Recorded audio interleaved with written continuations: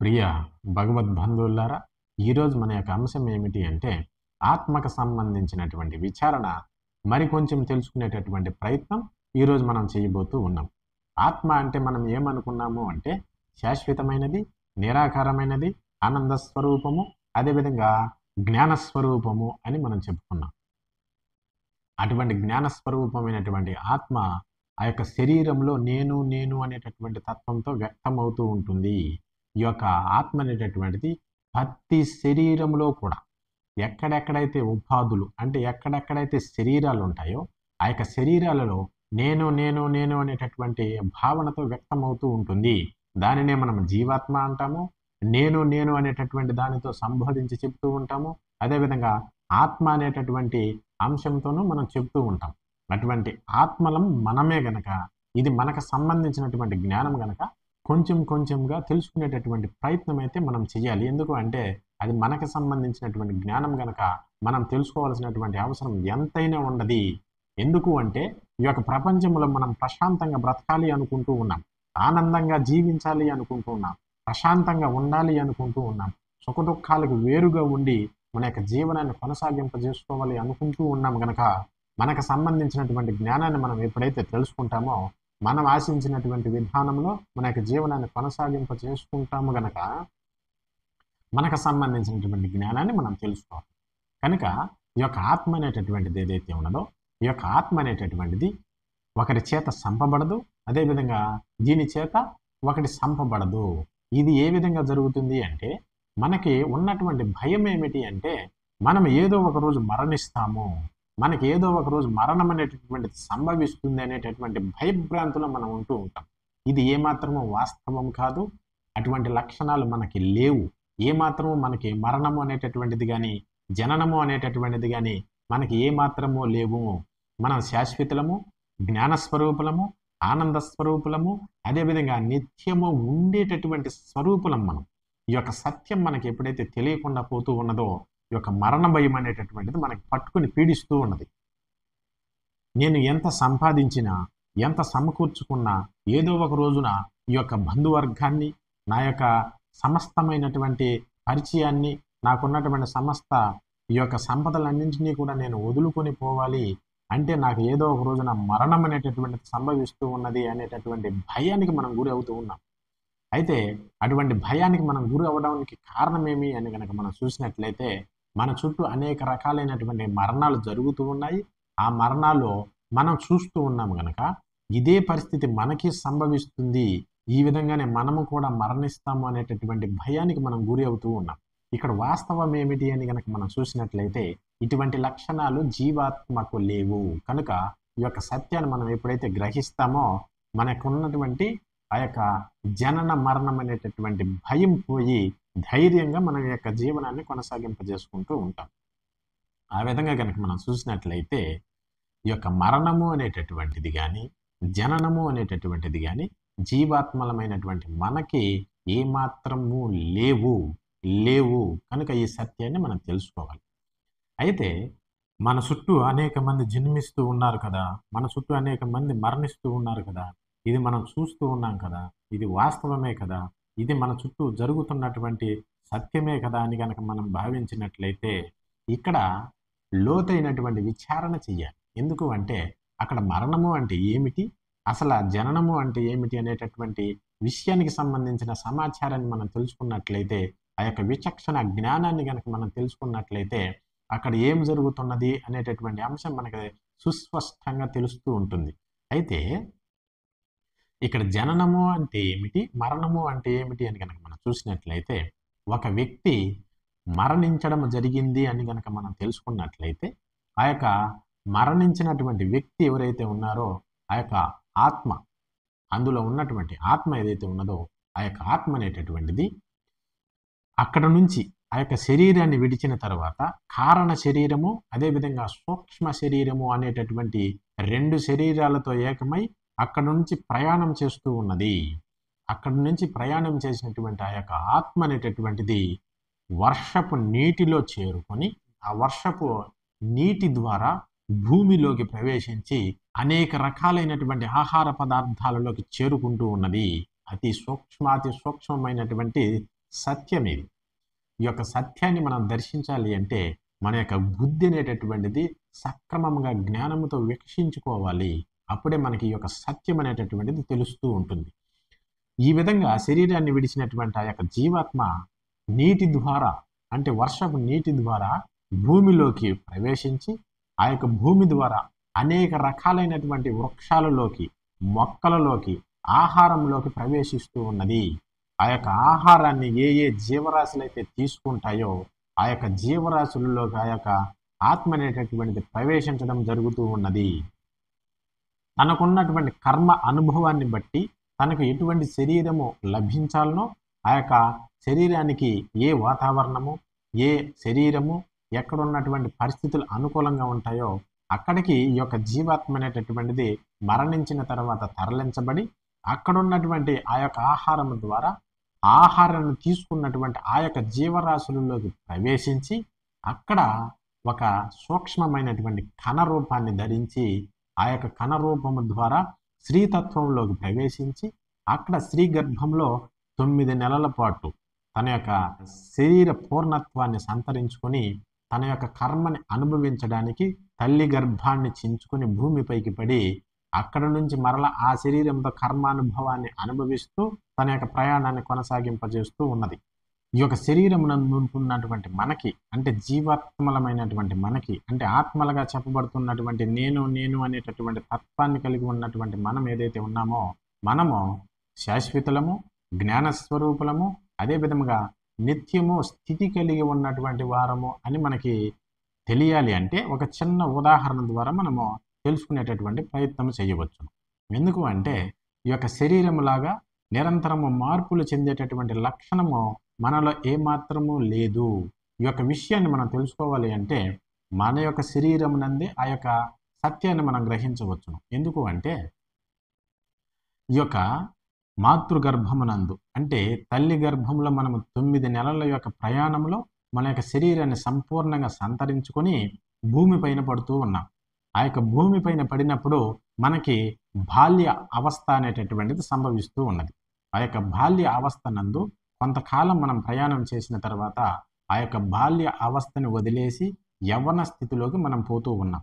ఆ యొక్క యవ్వన స్థితి నందు కూడా కొంతకాలం ప్రయాణం చేసి అక్కడ నుంచి కూడా ఆ యొక్క యవ్వన స్థితిని వదిలేసి ముసలితనానికి మనము చేరుకుంటూ ఉన్నాం. అంటే బాల్యము అనేటటువంటి అవస్థ, యవ్వనము అనేటటువంటి అవస్థ, ముసలితనము అనేటటువంటి అవస్థ ఏదైతే ఉన్నదో ఈ యొక్క 3 అవస్థలు కూడా ప్రతి శరీరానికి కూడా సంభవిస్తూ ఉన్నాయి. ఈ యొక్క 3 అవస్థలు అనేటటువంటివి ప్రతి శరీరము కూడా సంతరించుకుంటూనే ఉన్నది. ఆ విధంగా కనుక మనం చూసినట్లయితే ఈ యొక్క బాల్య అవస్థ అనేటటువంటి పోవడాన్ని మనమే చూస్తూ ఉన్నాం. అదేవిధంగా యవ్వన స్థితి అనేటటువంటి అవస్థ పోవడాన్ని కూడా మనమే చూస్తూ ఉన్నాం. ఈ యొక్క ముసలితనము ఆవహించడాన్ని, అదేవిధంగా ఆ యొక్క ముసలితనాన్ని వదిలేసిపోవడాన్ని కూడా మనమే చూస్తూ ఉన్నాం. బాల్య అవస్థ అనేటటువంటిది యవ్వన అవస్థ కాదు, యవ్వన అవస్థ అనేటటువంటిది ముసలితనము అవస్థ అనేటటువంటిది కాదు. ఇవి మూడు వేరు అవస్థలకు సంబంధించినటువంటి విషయాలు. అయితే బాల్య అవస్థని మనమే తెలుసుకుంటూ ఉన్నాం, అదేవిధంగా యవ్వన స్థితిని కూడా మనమే తెలుసుకుంటూ ఉన్నాం, అదేవిధంగా ముసలితనము ఆవహించినప్పుడు ఆ యొక్క ముసలితనాన్ని కూడా మనమే తెలుసుకుంటూ ఉన్నాం. అంటే శరీరం అనేటటువంటిది ఈ విధంగా మార్పులు చెందుతూనే ఉన్నది. ఆ యొక్క మార్పులు చెందుతూ ఉన్నటువంటి ఆ యొక్క అంశాన్ని, అందులో ఉన్నటువంటి మనము స్థిరత్వాన్ని కలిగి 3 అవస్థలను కూడా తెలుసుకుంటూ ఉన్నాము. అంటే అర్థం ఏమిటి అంటే మనము ఈ విధంగా శరీరంలాగా మార్పులు చెందేటటువంటి వారము కాదు. ఆ యొక్క మార్పులు చెందుతూ ఉన్నటువంటి ఆ యొక్క శరీర లక్షణాలను మనము ఎప్పటికప్పుడు తెలుసుకుంటూ ఉన్నటువంటి జ్ఞానస్వరూపులము. కనుకనే మనము ఒక అవస్థ పోయిన తర్వాత మరలా ఇంకొక అవస్థ వస్తూ ఉండటాన్ని మనం గమనిస్తూ ఉన్నాం. ఆ అవస్థ పోయి మరలా ఇంకొక అవస్థ రావడాన్ని కూడా మనమే తెలుసుకుని మనమే చెబుతూ ఉన్నాం. కనుక ఈ యొక్క నేను అనేటటువంటి ఆత్మస్థితిలో ఏమాత్రము మార్పు లేకుండా అది ఎల్లప్పుడూ స్థితి కలిగి జరుగుతున్నటువంటి ప్రతి మార్పును కూడా తెలుసుకుని అది అనుభవిస్తూ ఉన్నది. కనుక ఈ విధమైనటువంటి చిన్న విచారణను మనం చేసి చూసుకున్నా కూడా మనం శాశ్వతమైనటువంటి స్వరూపము, తెలుసుకునేటటువంటి జ్ఞాన స్వరూపులము, నిత్యము స్థితి కలిగి ఉన్నటువంటి జ్ఞానాన్ని కలిగి ఉన్నాము అనేటటువంటి అంశము మనకి ఎప్పటికప్పుడు తెలుస్తూ ఉంటుంది. ఎప్పుడు మనం విచారణ చేసినప్పుడు, ఆ విచారణ యందు మనము జ్ఞానాన్ని కలిగినప్పుడు, ఆ యొక్క విచారణ యందు మనం విచక్షణ జ్ఞానాన్ని పొంది విచారణ చేసినట్లయితే మనకి ఇటువంటి అంశం అంతా కూడా సంపూర్ణంగా తెలుస్తూ ఉంటుంది. ఎప్పుడైతే మనం ఈ యొక్క సత్యాన్ని గ్రహిస్తామో, ఈ యొక్క జనన మరణములు అనేటటువంటివి మనకి కాదు అనేటటువంటి సత్యాన్ని మనం గ్రహించి ఈ యొక్క ప్రపంచం నందు ఆనంద స్వరూపులమై జీవనాన్ని కొనసాగింప చేసుకుంటూ ఉంటాము. ఇది ఒక కాల చక్రం. జీవుడు అనేటటువంటి వాడు నిరంతరము కూడా ఒక శరీరాన్ని ధరించడము, మరలా ఆ శరీరాన్ని విడచడము, మరలా ఇంకొక శరీరాన్ని ధరించడము, మరలా ఇంకొక శరీరాన్ని విడచడము, మళ్ళా ఒక శరీరాన్ని ధరించడము. ఇటువంటి కార్యాచరణ నిరంతరము జరుగుతూనే ఉన్నది.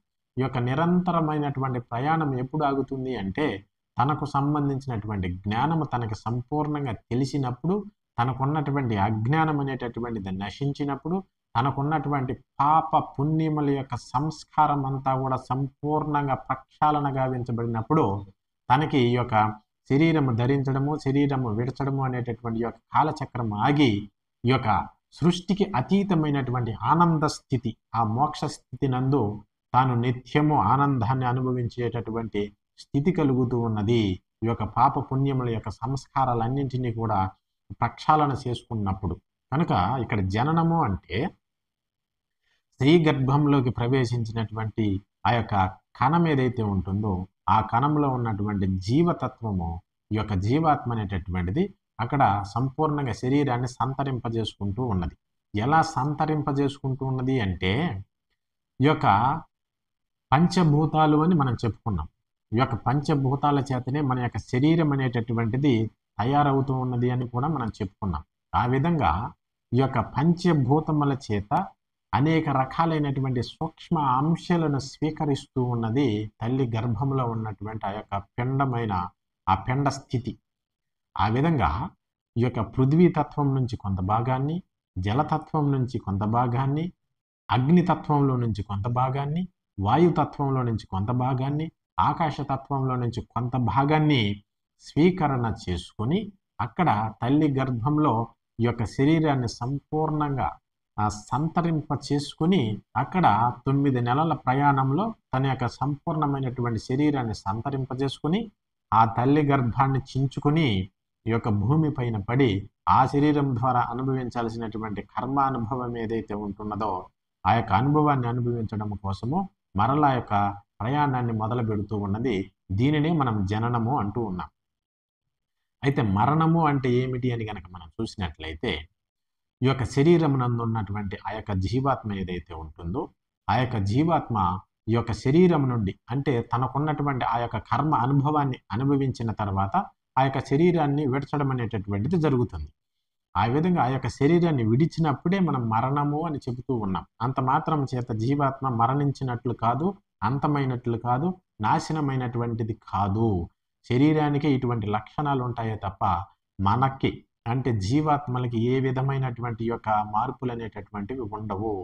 కనుక ఆ యొక్క శరీరాన్ని విడిచిన తర్వాత దానిని ఎప్పుడైతే మనం మరణము అంటూ ఉన్నామో ఆ యొక్క మరణాన్ని సంతరించుకున్నటువంటి ఆ యొక్క శరీరాన్ని మనము భూమిలో పాతిపెట్టడము, లేకపోతే అగ్నితో కాల్చడము, లేకపోతే కొన్ని సాంప్రదాయాలను కనుక మనం చూసినట్లయితే ఎవరూ తిరగనటువంటి ప్రాంతంలో, ఎవరో జనసంచారం లేనటువంటి ప్రాంతంలో ఆ యొక్క శరీరాన్ని అలాగే వదిలేసి రావడం అనేటటువంటిది కొన్ని సాంప్రదాయాలలో ఆ యొక్క శరీరాన్ని అదే విధంగా అట్లే వదిలేసి రావడం అనేటటువంటిది కొన్ని సాంప్రదాయాలలో కొనసాగుతూ ఉన్నది. ఆ విధంగా కనుక మనం చూసినట్లయితే ఇక్కడ పూడ్చినా లేదా కాల్చినా లేకపోతే శరీరాన్ని అదే విధంగా వదిలేసినా కూడా ఆ యొక్క శరీరం అనేటటువంటిది విచ్ఛిన్నమవుతూ ఉంటుంది, విచ్ఛిన్నమైపోతూ ఉంటుంది. అంటే పృథ్వీతత్వం పృథ్వీలోకి వెళ్ళిపోతుంది, జలతత్వం జలంలోకి వెళ్ళిపోతుంది, అగ్నితత్వం అగ్నిలోకి వెళ్ళిపోతుంది, వాయుతత్వం వాయువులోకి వెళ్ళిపోతుంది, ఆకాశతత్వం ఆకాశతత్వంలోకి వెళ్ళిపోతుంది. ఎప్పుడైతే ఈ యొక్క తత్వాలన్నీ తన యొక్క స్వరూపాలైనటువంటి స్వరూపాలలోకి కలిసిపోతాయో అప్పుడు ఇక్కడ శరీరం అనేటటువంటిది ఏమీ ఉండదు. మరలా జననము అనేటటువంటిది ఎలా జరుగుతుంది అంటే ఆ యొక్క తత్వాలలో నుంచే, ఆ యొక్క పంచభూతాలలో నుంచే పృథ్వీలో నుంచి కొంత భాగాన్ని, జలంలో నుంచి కొంత భాగాన్ని, అగ్నిలో నుంచి కొంత భాగాన్ని, వాయువులో నుంచి కొంత భాగాన్ని, ఆకాశంలో నుంచి కొంత భాగాన్ని జీవుడు అనేటటువంటి వాడు తల్లి గర్భంలో సంతరింపజేసుకుంటూ ఉంటాడు.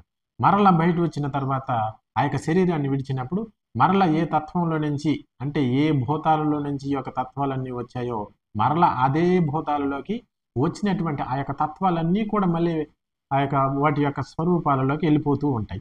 ఇది మనకి జననము అంటే, మరణము అంటే. ఈ యొక్క పంచభూతాలు అనేటటువంటివి ఏకమైనప్పుడు దానిని మనం జననము అంటూ ఉన్నాము. అదే పంచభూతాలు మరలా విచ్ఛిన్నమై విడిపోయి వాటి వాటి యొక్క స్వరూపాలలోకి అవి చేరుకున్నప్పుడు దానిని మనం మరణము అంటూ ఉన్నాం. అయితే ఇక్కడ జీవుడు అనేటటువంటి వాడు ఎల్లప్పుడూ ఉంటూనే ఉన్నాడు. ఈ యొక్క జీవుడు అనేటటువంటి వాడు అక్కడ నుంచి వేరై మరలా ఇంకొక శరీరాన్ని ధరించి, ఆ శరీరాన్ని విడిచి మరలా ఇంకొక శరీరాన్ని ధరించి, ఆ శరీరాన్ని విడిచి మరలా ఇంకొక శరీరాన్ని ధరిస్తూనే ఉన్నాడు. ఈ యొక్క సంసారం అనేటటువంటి దానిని కొనసాగిస్తూ ఉన్నాడు జీవుడు. ఈ యొక్క సంసారంలో నుంచి బయటపడాలి అంటే కుటుంబ వ్యవహారంలో నుంచి బయటపడడం అనేటటువంటిది కాదు. ఆ యొక్క పదానికి అర్థం అది కాదు. సంసారము అంటే జీవుడు ఇటువంటి ప్రయాణం చేస్తూ ఉన్నాడు నిరంతరము కూడా. ఒక శరీరాన్ని ధరించడము, మరలా ఇంకొక శరీరాన్ని విడచడము, మరలా ఇంకొక శరీరాన్ని ధరించడము, మరలా ఇంకొక శరీరాన్ని విడచడము అనేటటువంటి సంసారం ఏదైతే ఉన్నదో దీనిని మనం సంసారము అంటాం. ఆ యొక్క సంసారం నుంచి బయటపడాలి అంటే మనలో జ్ఞానం అనేటటువంటిది వికసించాలి. మనకు సంబంధించినటువంటి జ్ఞానం మనకి ఎప్పుడైతే వికసిస్తుందో మన యొక్క స్వరూపం ఏమిటో మనకు తెలుస్తుంది, మన యొక్క తత్వం ఏమిటో మనకు తెలుస్తుంది, మన యొక్క నిజస్వరూపం ఏమిటో మనకు తెలుస్తుంది. అప్పుడు మనము ఇటువంటి సుఖ దుఃఖాల నుంచి వేరే మోక్ష స్థితి అయినటువంటి పరమాత్మ సన్నిధిని చేరుకుని నిత్యమైనటువంటి ఆనందాన్ని అనుభవిస్తూ ఉంటాము. కనుక ఈ యొక్క ఆత్మ శాశ్వతమైనది కనుక ఈ యొక్క ఆత్మ నశించేది కాదు, ఒకరి చేత నశింపబడేది కాదు. మనం ఏ శరీరాన్ని అయితే ధరించి ఉన్నామో ఆ యొక్క శరీరం అనేటటువంటిది విచ్ఛిన్నమై మరలా ఈ యొక్క పంచభూతాలలో ఈ యొక్క శరీరం అనేటటువంటిది కలిసిపోతూ ఉంటుంది. మరలా మనం ఇంకొక శరీరంలోకి ప్రవేశించినప్పుడు ఆ శరీరం ద్వారా స్త్రీలోకి ప్రవేశించి అక్కడ మనం శరీరాన్ని సంతరింపజేసుకోవడం అనేటటువంటిది జరిగినప్పుడు మరలా ఈ యొక్క పంచభూతాల నుంచి మనకి శరీరం తయారవుతూ ఉన్నది.